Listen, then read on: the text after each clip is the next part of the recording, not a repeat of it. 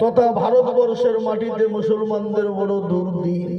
যদি বলুন হুজুর কি করি দুর্দিন, শোনেন, আজকে ভারতবর্ষের জমিনে মুসলমানদেরকে বের করে দেওয়ার জন্য বিভিন্ন কায়দা কৌশল হয়েছে না কথা বলেন।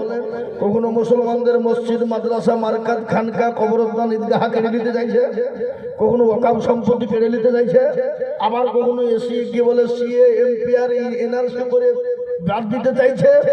আবার যখন বাদ দিয়ে হইল না, আবার দেখেন নতুন একটা বের করেছে SIR। আপনাদের দিকে হয়নি নাকি? কেউ বলছেন 1.5 কোটি ঢুকে গেছে, কেউ বলছেন 2 কোটি চলে গেছে। এই যে আপনাদের দেশের এক বন্ধু আছে বলছে 1.5 কোটির ওপরে, কিন্তু ভাবছি SIR করতে গিয়ে দেখা গেল কি 58,20,868 জন।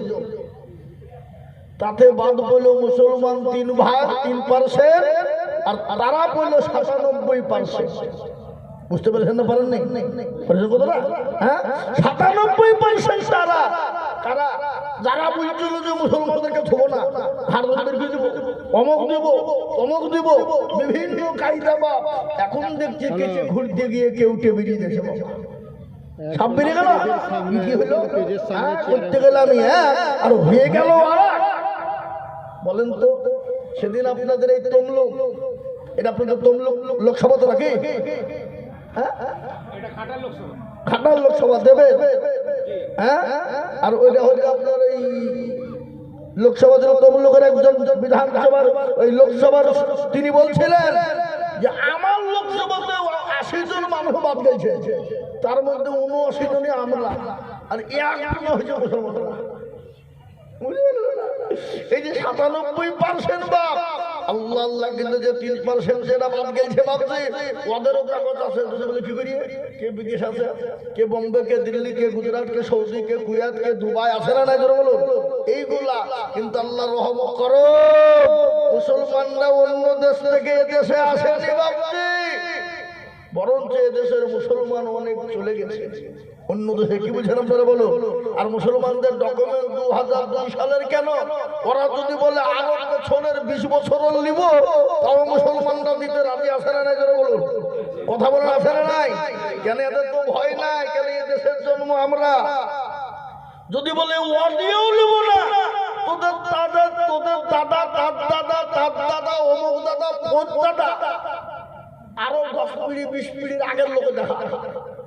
আমি আপনাদেরকে কথা বলে দিই, যারা আমাদেরকে ছেড়ে চলে গেছে বাবা, তাদেরকে তো মাটি তো আমরা এই দেশে দিয়েছি না, দিইনি? কথা বলেন না কেন? হ্যাঁ, তাদের মাংস গোলা পচে গেছে, কিন্তু হাড় তো পচে না। হাড় গোলাকে তুলে নিয়ে যদি DNA দিয়ে দিই কি হবে? ও DNA বলে দেবে পরীক্ষা করে যারা কোথাকার প্রোডাক্ট, কোন দেশের প্রোডাক্ট, বলবে কি বলবে না? কিন্তু আমরা যদি একবার ধরবে বলে তোরা দেখা, তোদের কি আছে বল, তোদের কাগজ লাগবে না, তোদের বাপ দাদা দিয়ে দেখা আছে? এই কথা বলেন না কেন? আচ্ছা নাই।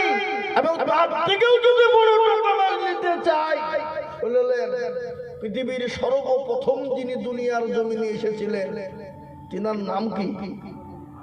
জোরে বলুন কি না? আদম আলাইহিস সালাম। তিনি তো এই ভারতের মাটিতে এসেছিলেন, আর ওনারই তো আওলাদ আমরা। ওয়ালাকাদ কাররামনা বানি আদম, নাকি বুঝেন আপনারা? বলুন, এর থেকে বড় কোনো ডকুমেন্টস আছে?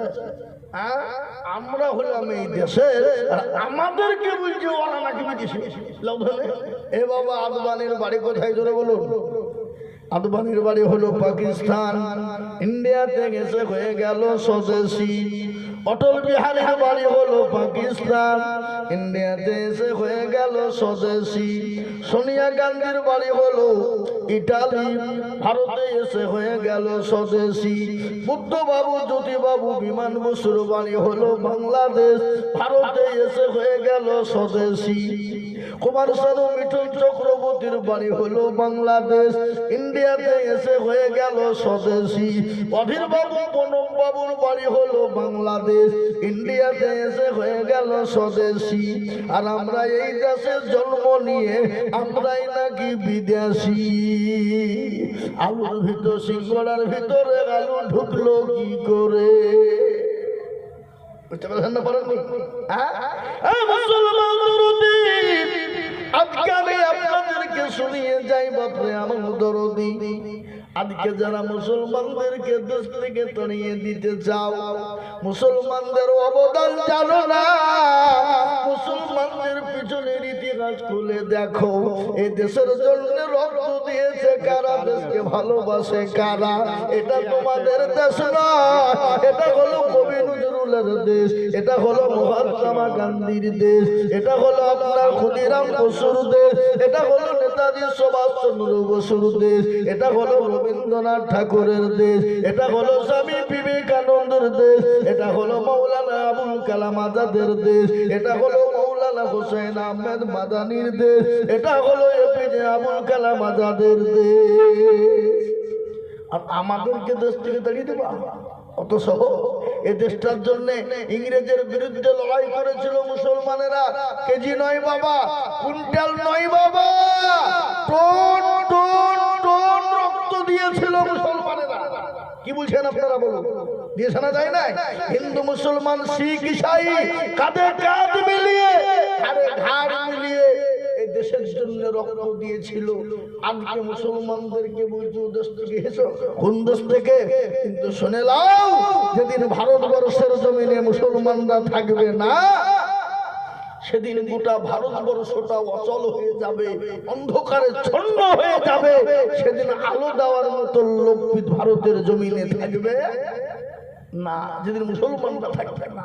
আজকে বলো, এই ভারতবর্ষের জমিনে কোরআন এবং হাদিস, মাদ্রাসা, মসজিদ, মারকাজ, খানকা আছে বলেই এখনো ভারতের মাটিতে এখনো আল্লাহর রহমত বর্ষণ হয়ে আসে।